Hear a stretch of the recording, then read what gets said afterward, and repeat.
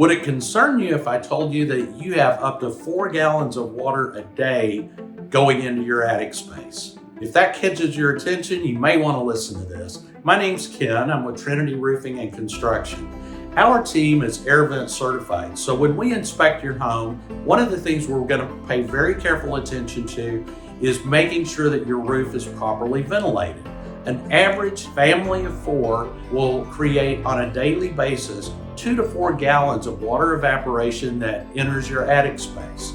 And that just occurs through all of our normal activities: cooking, cleaning, showering, breathing. And so it's really important to make sure that your roof is properly ventilated so you're not trapping that moisture in your attic, which can create rot, mildew, and all kinds of bad stuff.